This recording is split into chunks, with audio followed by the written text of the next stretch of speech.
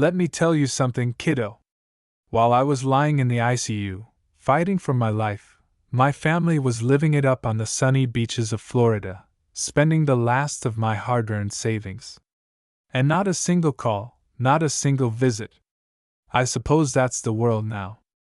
But I'm getting ahead of myself. I remember waking up to harsh fluorescent lights, nothing like my quiet old house in Butte, Montana. Tubes down my throat, wires all over my chest. It took me a moment to realize I was in St. Joseph's Hospital, not my own bed. I tried to sit up, but my arms felt like lead. Help! I tried to say, but it came out a croak. Footsteps rushed in. A woman in blue scrubs, quick and calm. Mr. Brooks, please don't move. You're safe. I'm Dr. Patel. Safe? That was the last thing I felt. My mind was racing. How did I get here? Where was my family? Why did my chest ache so badly? She explained gently that I'd had a heart attack 10 days ago. 10 days wiped from my memory, just gone. I scanned the room, hoping to see my son, Michael, or maybe even a grandkid. Nothing but doctors and nurses. Where's my son? I asked. Her eyes flickered, hesitating. We haven't seen your family in a while. Let's focus on your recovery first. How could I focus on recovery, knowing my family wasn't by my side? I always prided myself on being tough. 40 years working the copper mines, and I'd outlived most of my friends. But nothing prepares you for waking up alone, your world flipped upside down. Outside the window, I could see snow-capped peaks, good old Montana, always cold when you need it least. The nurses buzzed around me, poking and prodding, all business. Every time the door opened, I hoped it was Michael. Every time, it was just another stranger. That first day back, my mind was foggy. I kept replaying memories. My son as a boy, fishing trips by Silver Bow Creek, teaching him how to patch a flat tire. Michael was always dependable, or so I thought. Maybe he didn't know I was here. Maybe they hadn't called him. That's what I told myself as the hours crawled by. Evening came, shadows stretching across the mountains outside my window. I decided that in the morning, I'd demand my phone. I'd call Michael myself if nobody else would. As the hospital lights dimmed and the machines beeped in their relentless rhythm, I realized something deep in my bones. Life had changed, and not in a way I was ready for. 10 days lost. No family at my side. Just the hiss of oxygen, the cold comfort of hospital sheets, and the knowledge that the world you built can vanish before you're ready to let it go. But I wasn't finished yet. Not by a long shot. The next morning, I didn't wait for anyone to offer. I asked straight out for my phone. I need to call my son, Michael Brooks, I told the nurse, trying to keep the quiver out of my voice. She brought my phone in a plastic bag, like I was already halfway out the door, and set it on the tray by my bed. 10 missed calls. 14 unread messages.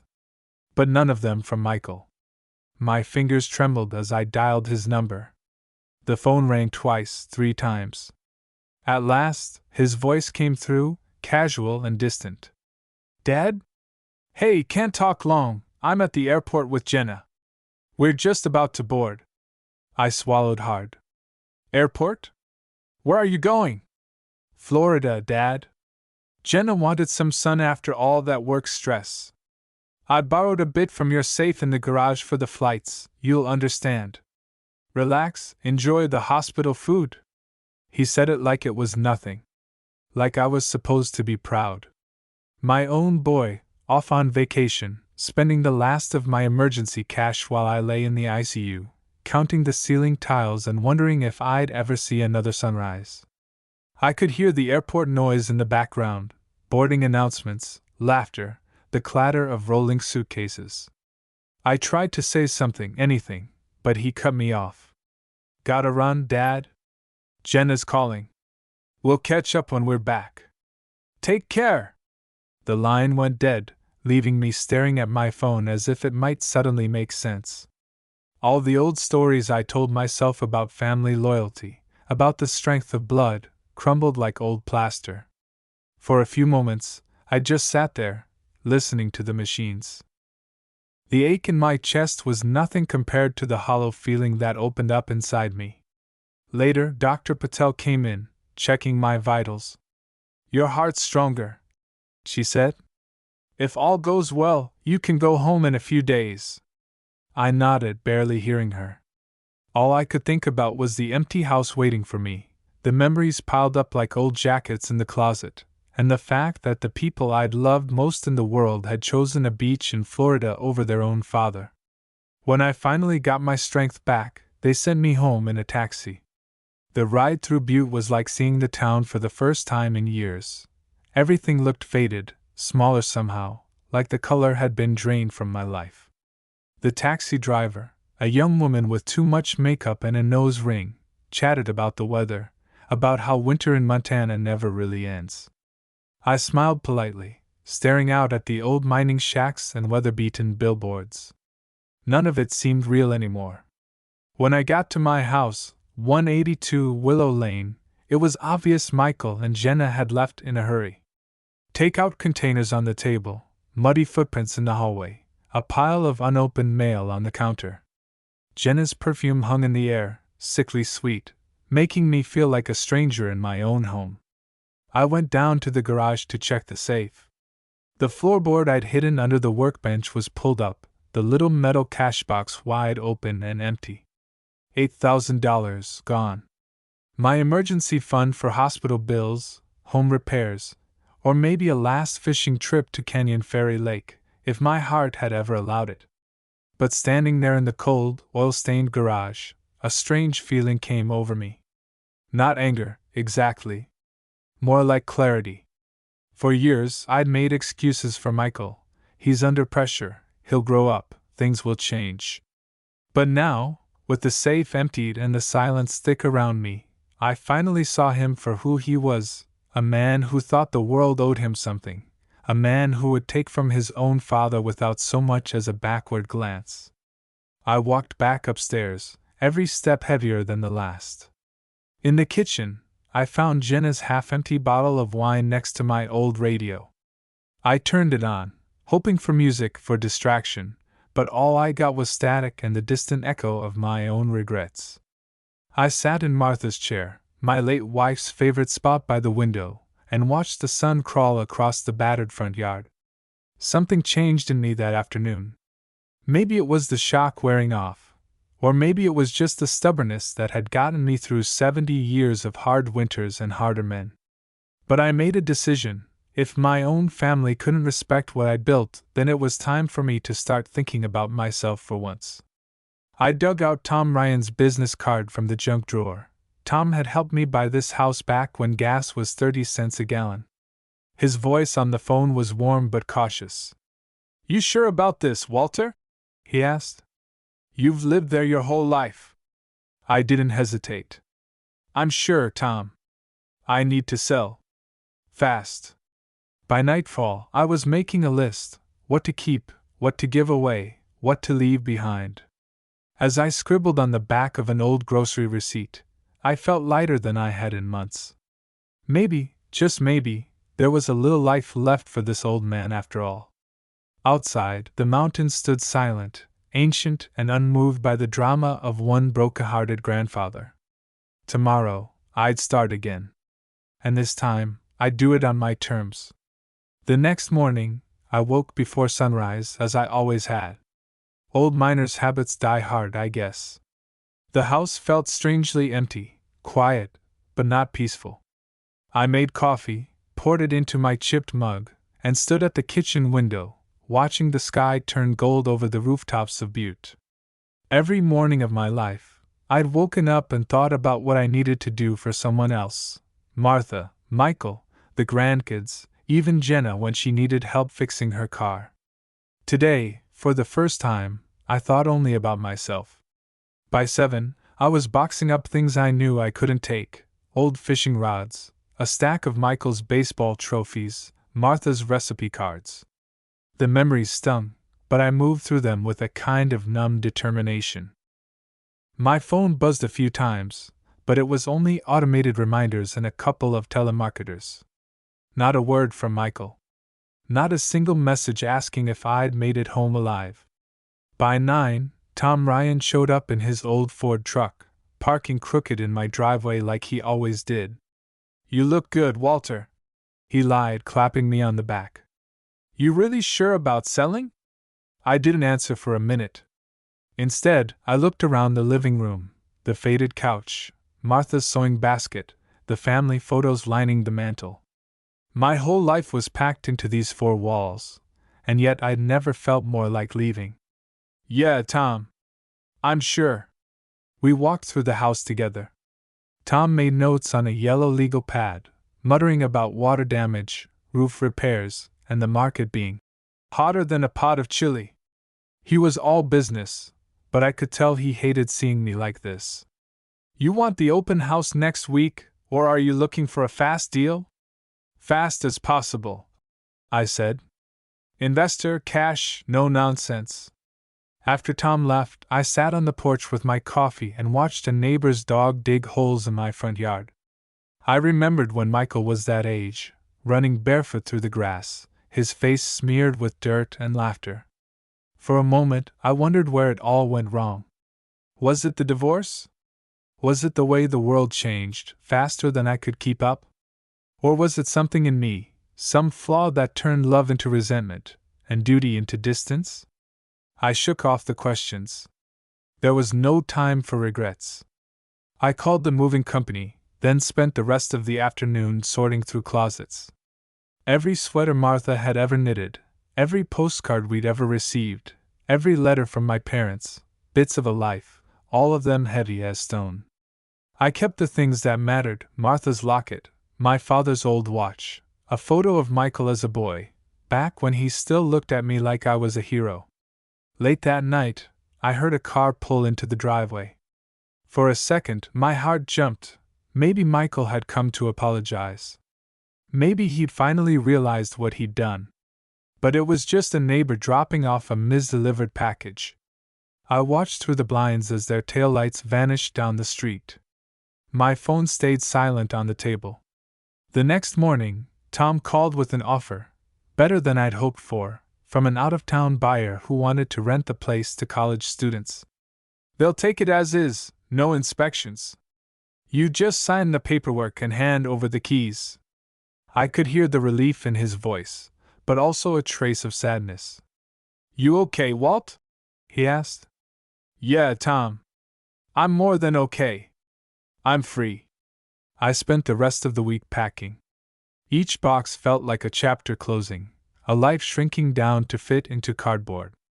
The house echoed with emptiness, the sound of my footsteps, the whistle of the wind through the old windows. Sometimes I'd catch a glimpse of Martha's ghost in the reflection of the microwave, smiling gently, like she approved. By Friday, the moving truck was loaded, and I stood in the doorway one last time. I ran my hand over the doorframe, where Michael's height was marked in pencil, each year a little higher. I whispered a goodbye to Martha, to the life we'd built, to the boy I'd tried to raise into a man. I dropped the keys off at Tom's office and walked out into the brisk Montana air, my entire life whittled down to 2 suitcases, a box of keepsakes, and my old tackle box. I'd rented a small apartment in Bozeman, a place where nobody knew me, where I could start over as just another old man with too many stories and too few people to tell them to. That evening, as the sun set behind the mountains, my phone buzzed again. This time, it was Michael. 72 hours after he'd left for Florida, he finally noticed the old man was missing. His voice was frantic, desperate.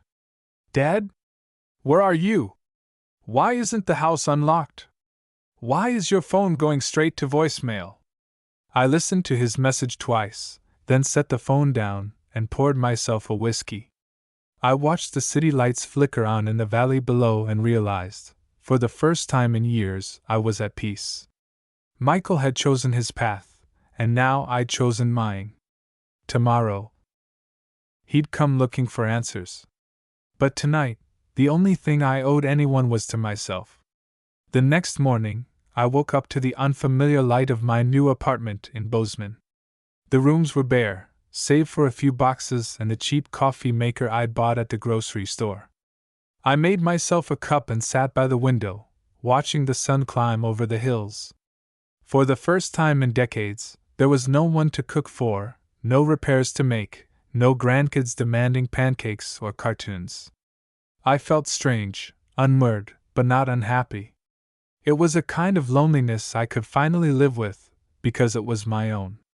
The phone sat heavy in my hand. There were more messages from Michael, now in a panic. The first few were angry, accusing me of running away, calling me selfish. But as the hours ticked by, his tone shifted to pleading, then finally fear. "Dad, please. Just tell me you're all right. Where are you? Jen is crying. I don't know what to tell the kids." I listened unmoved. After all those years of sacrificing for my family, it was almost a relief to let them sit in uncertainty, if only for a while. Maybe now Michael would realize what it meant to be left alone, what it meant to wonder if the people you counted on had abandoned you. That afternoon, I got a call from Tom Ryan. "Walter, your sale went through. The funds are in your account. You're officially a free man." He chuckled, but I could hear something else in his voice, maybe pride, maybe envy. "What's next for you?" "I don't know, Tom," I said honestly. "Maybe I'll drive north, see the lakes before the snow comes in. Maybe I'll just sit on the porch and listen to the quiet." After we hung up, I walked down Main Street, taking in the newness of everything: the college kids hurrying to class, the smell of roasted coffee, the sound of a street musician playing a battered guitar. Nobody looked twice at me, just another face in the crowd. For the first time in years, I felt invisible, and it felt good. Over the next few days, I settled into a routine. Mornings were spent walking by the river, afternoons at the library or the cafe. I made friends with an old-timer named Earl, a widower who'd lost his wife the year before. We swapped stories about the mines, about raising kids who'd left and never looked back. Earl had a daughter in Seattle he hadn't seen in 5 years. "She sends postcards," he shrugged. "But she's got her own life now." I nodded, understanding too well. By the end of the week, I'd gotten used to the rhythm of solitude. But Michael's calls didn't stop. One evening, the phone rang again. This time it was Jenna. Her voice was brittle, almost angry. "Walter, you can't just disappear. Michael's losing his mind. The kids keep asking where Grandpa is." I took a breath, choosing my words. "Jenna, I needed space. I needed time to think. Michael has to stand on his own now. You all do." There was a long pause, then a sigh. "We didn't mean to hurt you," she said quietly. Things got away from us." I could hear the edge of tears in her voice, but I hardened my heart. "You all made choices, Jenna. So did I. Maybe it's time you learned what life is like when there's nobody left to bail you out." After I hung up, I felt the weight in my chest lift a little more. I poured another coffee and watched the clouds roll over the hills. That night, I slept soundly, no dreams of the past, no regrets for what I'd done. The next day, Earl invited me to the community center for a game of cards. The place was full of old-timers like us, men and women whose families had scattered to the winds, who found companionship in quiet conversations and well-worn jokes. I found myself laughing for the first time in months. Nobody there cared about my story or my disappointments. They just wanted someone to play a hand of rummy and listen to the local gossip. As the days passed, I grew stronger. My heart ached less, and the loneliness that had threatened to swallow me now felt like a choice I could live with. I spent afternoons fishing at the pond outside town, evenings reading the local paper and writing letters to old friends. One evening, as I was heading home from the pond, my phone buzzed again. This time it was a text from Michael. "Dad, please call me. I'm sorry. I didn't know you felt this way. Can we talk?" For a long time, I stared at the screen. Maybe once, I would have called back immediately, eager for any scrap of attention. But now, I put the phone down and watched the sky fade to deep blue over the valley. I was learning that peace wasn't something you waited for someone else to give you. It was something you had to carve out for yourself, even if you had to lose everything first. The next morning, I found a letter in my mailbox with Michael's handwriting on the envelope. Inside, a single page: Dad, I know I messed up. I took you for granted. I'm scared you'll never forgive me, but I want to try. Please, if you read this, come home. Let's talk. I'll do better, I promise. Love, Michael. For a moment, I almost wept. But instead, I folded the letter and tucked it in my jacket pocket, close to my heart. I wasn't ready to go back, not yet.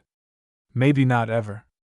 But at least, for the first time, Michael was learning what it meant to miss someone who mattered. That evening, I sat on the porch with Earl, watching the sun dip behind the mountains. Think you'll ever go back? Earl asked quietly. I shook my head. Maybe. Maybe not. For now, I'm just going to watch the sunset and see where tomorrow takes me. For the first time in a long time, I believed it. 2 weeks passed. I got used to the quiet, the steady hum of Bozeman's streets below my window, and the gentle routine of solitude. My days blurred together, long walks by the river in the cool Montana mornings, afternoons spent with Earl playing chess or swapping old stories, and nights sitting on the porch, the mountains looming dark against the velvet sky. But even with this new peace, memories tugged at me, some days gentle, some days sharp as a knife. Sometimes I missed Michael, or at least the boy he used to be. Sometimes I ached for Martha, for the sound of her laugh, for the way she'd squeeze my hand when life got rough. But the pain no longer ruled me. I was learning, slowly, that life doesn't owe you a happy ending. Sometimes you have to make your own, one day at a time. The apartment grew cozier. I bought a second-hand armchair and hung a picture of the old house on Willow Lane above my little kitchen table. I tried baking bread, burned it to a crisp, laughed at myself, and tried again.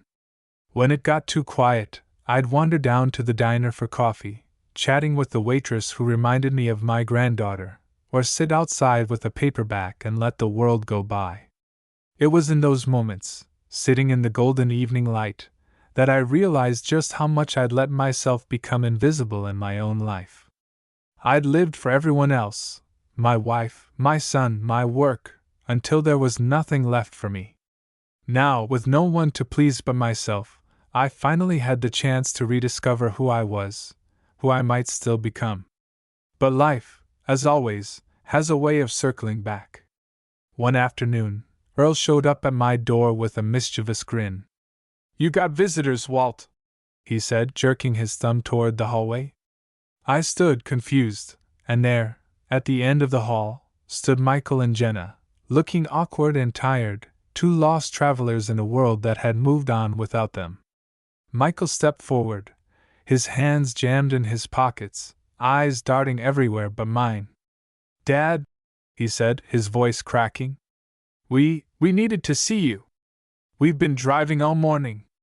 Jenna stood quietly by his side, her arms crossed tightly, her gaze apologetic. I studied them for a long moment, searching for anger, for resentment, but found only a kind of tired acceptance. Come in, I said at last, stepping aside. We sat in the little living room, knees almost touching. Michael looked around, taking in the plainness of my new life. He seemed older, thinner, like the last 2 weeks had stripped something away.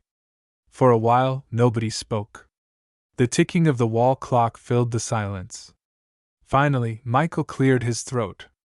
I know I messed up. I know I took your money, and I left you alone when you needed me. I'm sorry, Dad. Really. I've been thinking about everything, and I don't know, I guess I just thought you'd always be there to bail me out. I never stopped to think what you needed. What you wanted. He looked up, eyes red. I'm sorry. I really am. Jenna reached over and squeezed his hand. We should have done better, Walter. We both should have. I sat back, feeling the years pressing down on me. I wanted to forgive them, to let everything be washed away by a single hug, but I'd learned too much in the past month. Some lessons come easy, but some you have to pay for in full. Michael, I said quietly, you're my son. I'll always love you. But you've got to stand on your own 2 feet now. You can't keep running to me every time life gets hard. I spent my whole life picking up the pieces for you. Maybe that was my fault. Maybe I should have let you fail a few times, let you struggle. But I did what I thought was right. I paused, looking at him, seeing both the boy he was and the man he'd become. Now, it's your turn to figure it out. For a long time, he just nodded, staring at the floor.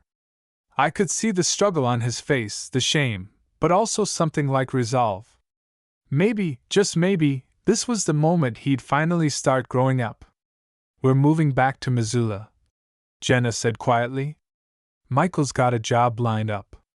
It's not much, but it's honest. We'll figure it out.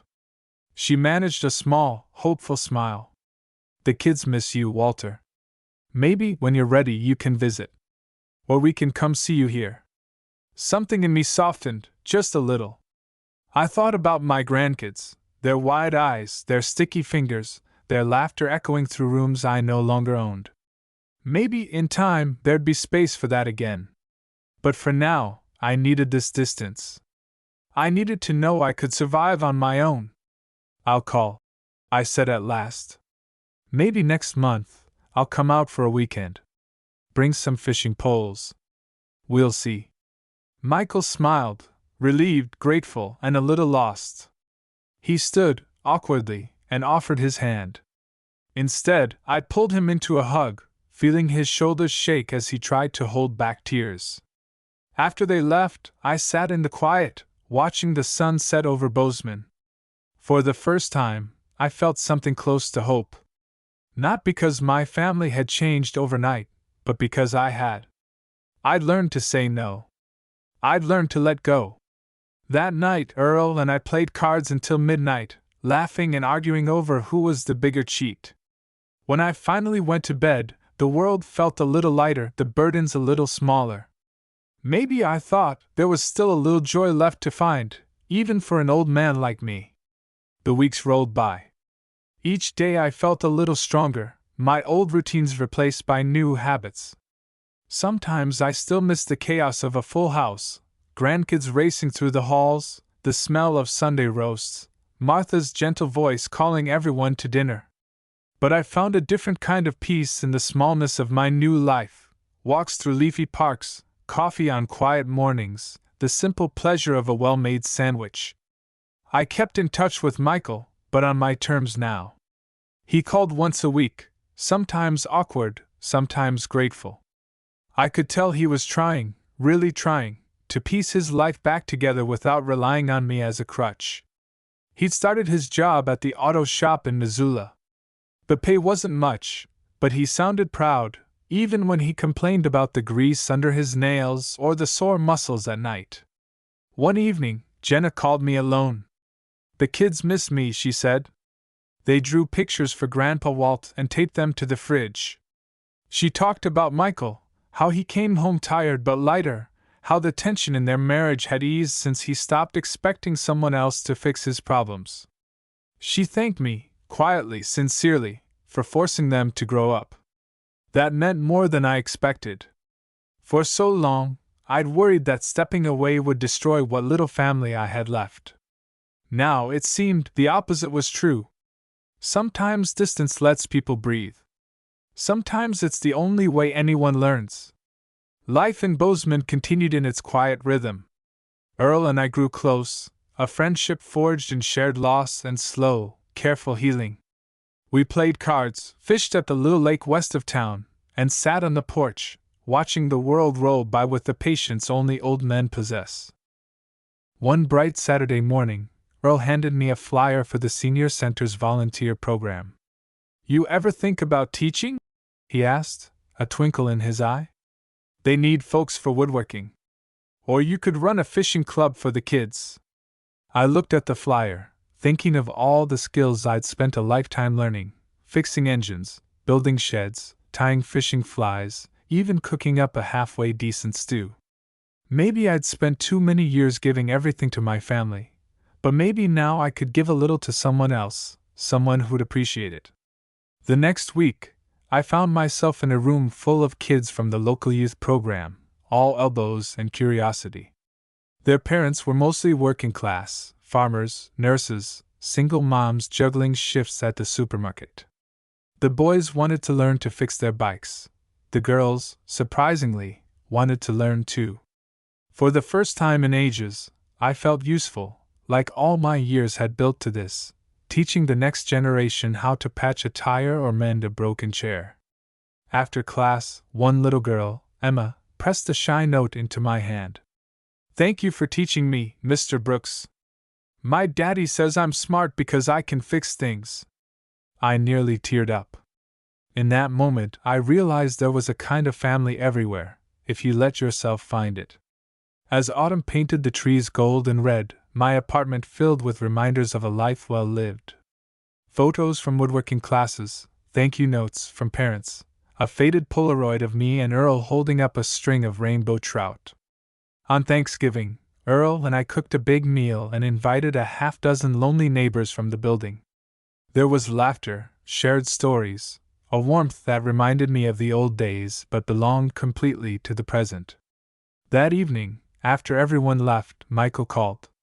He sounded more settled, steady in a way I'd never heard before. "Dad," he said, "the kids want you to come for Christmas. Just you, no presents, no fuss. We'll make a pie, maybe go sledding. Jen has even offered to cook." He laughed, and for a moment he sounded just like the little boy who'd looked up to me so long ago. I hesitated. Part of me wanted to run back to the old routines, to slide into the role of fixer and provider. But another part, a stronger part, knew things had changed for the better. "I'd like that, Michael," I said quietly. "I'll bring the fishing poles. But I'm not doing all the work this time." He laughed again, warm and real. "Deal, Dad? See you soon." After we hung up, I sat by the window and watched snow begin to fall. For years I'd chased after the idea that family meant sacrifice, that love meant giving until there was nothing left for yourself. Now, as the world turned white and silent outside, I finally understood that sometimes love means letting go, letting others stumble, letting them grow. Earl poured us both a small glass of whiskey. "To second chances?" he toasted, his eyes shining. I raised my glass. "And to learning, even when you're old." We sat in silence, two old men, content in the gentle truth that life gives you as many new beginnings as you're willing to take. And for the first time in a very long time, I was ready for whatever came next. Christmas came with a sharp Montana chill and a sky clear enough to see the Milky Way stretching from one end of the valley to the other. I packed my old duffel bag with a change of clothes, a few fishing lures for Michael, and a little wooden toy I'd carved for my granddaughter, Abby. I took the bus out to Missoula, watching the snowy landscapes slide by, quiet towns, endless pine, cattle grazing against a backdrop of jagged mountains. Each mile brought a quiet kind of anticipation. Not fear, not hope, just the gentle curiosity of a man who's learned not to expect too much, but is grateful for any small mercy the world gives. Michael met me at the depot, bundled in his old jacket, looking like the boy I used to take fishing at Silver Bow Creek. He hugged me, awkward at first, then tighter, and for a moment, the years between us seemed to fall away. Jenna greeted me with a smile and a plate of gingerbread cookies, and the grandkids burst through the door, squealing with delight. Abby wrapped her arms around my legs, chattering about her school play and the snow fort in the yard. Her little brother, Tommy, grinned up at me, missing a front tooth, and handed me a crumpled drawing of a family, complete with crooked stick figures and a big yellow sun. We spent the afternoon decorating their little tree, laughing at Michael's attempts to untangle the lights, teasing Jenna about her lopsided star. I helped Tommy build a sled ramp in the backyard, my breath puffing out in clouds, my hands cold but steady. At dinner, we bowed our heads while Abby said grace, her words simple, but so full of hope and gratitude that it nearly undid me. Later, after the kids went to bed, Michael and I sat at the kitchen table with coffee and pie. The old wounds were still there, regrets, disappointments, things said and left unsaid. But they didn't hurt so much anymore. They'd faded into the background, outshined by the shared quiet of two men trying their best. "Dad," Michael said, looking down at his coffee, "I know I can't fix everything. But I want you to know I'm trying. I really am." I reached across and squeezed his shoulder. "That's all I ever wanted, son. For you to stand on your own. For you to be proud of yourself, not just of me." He nodded, eyes shining. "Thank you for giving me that chance, even if it hurt." I smiled, thinking of all the years I'd spent trying to shield him from pain, never realizing that pain was sometimes the only teacher that sticks. "Sometimes letting go is the best way to hold on," I said quietly. On Christmas morning, I woke before dawn and watched the world go blue with first light. The house was still, the air filled with the scent of pine and baking bread. I listened to the soft sounds of my family asleep, and I felt a quiet peace settle into my bones, a peace that had nothing to do with gifts or expectations, but everything to do with forgiveness, with learning to accept life's imperfections and finding gratitude in what remains.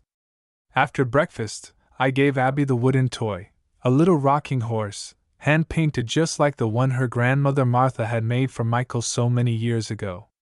She hugged it to her chest, eyes shining with wonder. "Did you really make this, Grandpa?" "I did," I said. "With my own two hands. Just like your daddy's." She smiled, then whispered, "Will you show me how to make one someday?" I nodded, my throat tight. Nothing would make me happier.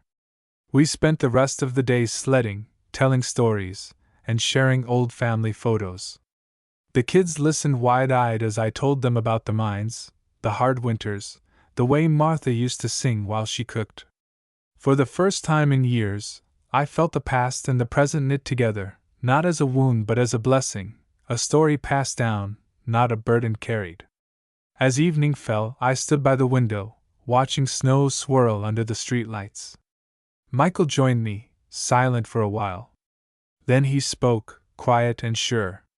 "You know, Dad, this isn't perfect. We're not perfect. But I'm glad you're here. I'm glad you didn't give up on me." I smiled. "Nobody ever is perfect, son. The only thing that matters is that we keep trying, every day, to be a little better than yesterday." That night, as I lay on the pull-out couch, I thought about the road I traveled, the mistakes, the heartbreak, the hard-earned wisdom that only comes when you finally stop running from yourself. I thought of Martha, and felt her presence like the warmth of the fire in the next room, proud and steady. I realized that, after all these years, I was finally free, not because I had walked away, but because I had learned to let go of the need to fix everything, to control the outcome, to be the hero in everyone's story. I was content to just be Grandpa Walt, a man who learned to live with both joy and sorrow, and who could finally give his family the greatest gift of all, the chance to stand on their own, to stumble, to grow, and to love. When the new year arrived, I went back to Bozeman. I taught my woodworking class at the center, fished with Earl, and wrote letters to my grandkids. My family called often now, not for money, not for rescue, but just to talk, to share small victories and everyday troubles. Sometimes I missed the noise and chaos of the old days, but mostly, I was grateful. Grateful for second chances, for new friends, for quiet mornings and honest work. Grateful that I'd found, at last, a peace that no one else could give or take away. And if, every now and then, the mountains outside my window caught the last light of day just so, painting the world in gold and blue, I'd close my eyes and thank Martha for every lesson, every loss, every moment of love.